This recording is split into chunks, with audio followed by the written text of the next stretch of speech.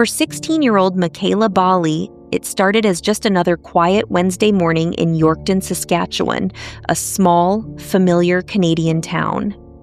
She left home like any normal day, headed for school, but by early afternoon she was gone. No farewell, no warning. By 1:45 p.m., Mekayla had disappeared. What followed was a baffling trail of CCTV sightings, puzzling phone calls, and leads that only led to dead ends. Nearly a decade has passed, and still, no one knows where Mekayla went or why she never came back. Was she running from someone or towards something? This is the chilling mystery of Mekayla Bali. Welcome back to Missing Persons Archives, where we tell the real stories of those who vanished without a trace. We dive deep into the cases authorities couldn't solve, and maybe together we can uncover some answers. If you're drawn to these unsolved mysteries and the faces behind the headlines, hit subscribe, ring that bell, and join us as we piece together these puzzles. Now let's unravel the timeline of one of Canada's most baffling disappearances. Mekayla Margaret Bali was born on July 2, 1999, in Yorkton, Saskatchewan, Canada.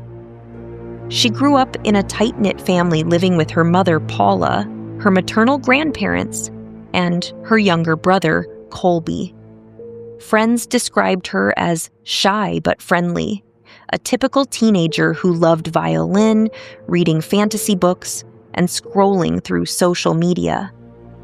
In early 2016, Mekayla was in grade 11 at Sacred Heart High School in Yorkton. By all outward appearances, things seemed normal. But beneath the surface, subtle cracks were forming. The last day, April 12, 2016. April 12th began just like any other. Mekayla got dressed for school and headed to Sacred Heart that morning. At 8:08 a.m., CCTV footage captured her entering the school through the main doors. But only minutes later, at 8:20 a.m., Mekayla signed herself out of school at the office, claiming she needed to go home for the day. However, investigators would later confirm she never went home. From this moment on, her movements were traced through dozens of CCTV cameras across Yorkton, but her destination remained a mystery. At 8:30 a.m., just after signing out, Mekayla was seen walking along Smith Street West. She stopped briefly at Terry's Pawn and Bargain, though she didn't buy or pawn anything. Moments later, she went to a TD Bank branch, withdrew $55 from her account, almost all the money she had. At 8:51 a.m., she entered the local STC, Saskatchewan Transportation Company, bus depot. Witnesses reported Mekayla asking about bus routes to Regina, Saskatchewan's capital city, about 2 hours away. However, no ticket was purchased. Next, she was seen walking eastbound on Broadway Street and entered a Tim Hortons restaurant at 9:23 a.m. There, she sat for nearly 2 hours, seemingly texting or scrolling on her phone, occasionally stepping outside before returning inside. Suspicious behavior, mysterious calls. Throughout the morning, Mekayla was reportedly seen on her phone, texting, or calling someone. At 9:49 a.m., CCTV shows her leaving Tim Hortons through the west entrance. She returned again after a few minutes, then left once more around 11:59 a.m. Her cell phone records revealed something strange. She had been texting or attempting to contact someone using social media apps, but authorities have never been able to identify who it was. Her online activity during those hours remains largely unexplained. One rumor, widely circulated but never confirmed, was that Mekayla had been speaking to someone on Snapchat or Kik, possibly planning to meet them. Unconfirmed sightings, the mystery deepens. Around noon, Mekayla was seen at the Trail Stop restaurant, a nearby diner, asking about buses to Regina again. The staff reported she didn't seem distressed, just inquiring. By 1:45 p.m., CCTV captured her leaving the bus depot one final time. And then, nothing. She was gone. There are no credible sightings of Mekayla after 1:45 p.m. that day. Her phone became inactive shortly afterward. No bus tickets were sold to her, no rideshare logs, and no transportation records have ever placed her outside Yorkton. The investigation begins. Mekayla's mother, Paula, first realized something was wrong when Mekayla didn't come home that evening. After frantic calls and unanswered texts, Paula contacted police, who began their search. Local authorities quickly ruled out voluntary disappearance. Mekayla left without her cosmetics, flat iron, phone charger, and other personal items typical for someone planning to leave town. Her social media accounts went silent after April 12th. RCMP, Royal Canadian Mounted Police, launched an exhaustive investigation. CCTV footage was released to the public alongside witness accounts. Police chased down more than 600 tips, spanning from British Columbia to California, with potential sightings even in the United States. A truck driver claimed to have picked up a girl matching Mekayla's description at a truck stop heading toward Alberta, but this lead was never confirmed.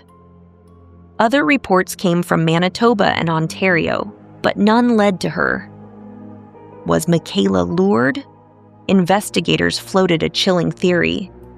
Mekayla may have been groomed online and lured by someone promising friendship or opportunity. Evidence suggests she was speaking with someone unknown, but authorities never recovered the digital traces needed to identify the person, if they even existed at all. Her mother, Paula, has long believed that Mekayla trusted the person she met that day, possibly expecting an adventure, but encountering danger instead. Of course, theories abound. Some suspect human trafficking, pointing to Mekayla's youth, inexperience, and the troubling signs of her asking for travel details but never booking tickets. Others suspect mental health struggles, noting Mekayla's possible social media isolation or personal issues. But those who knew her said she showed no signs of suicidal intent. A third theory, less supported but circulating online, speculates that she was abducted by someone she met locally. Possibly the unidentified man witnesses described, speaking with her outside Tim Hortons.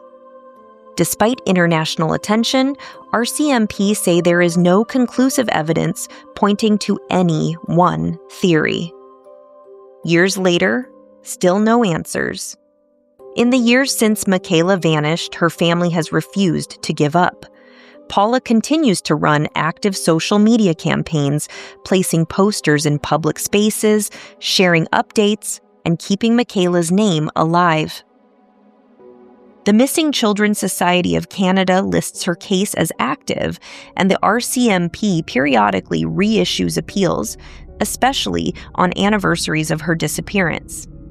Yet every year passes without a solid lead, and the questions only grow louder. Why did she leave school that day? Who was she texting? Why did she make multiple stops without purchasing tickets? Where was she headed? And why did no one see her again? Almost a decade later, the disappearance of Mekayla Bali remains one of Canada's most baffling mysteries.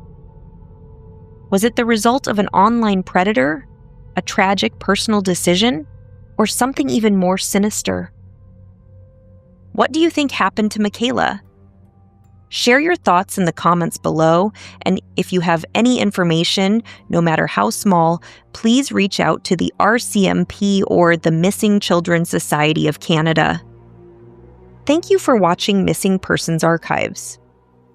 If you found this case compelling, give this video a like, subscribe, and turn on notifications so you never miss an episode.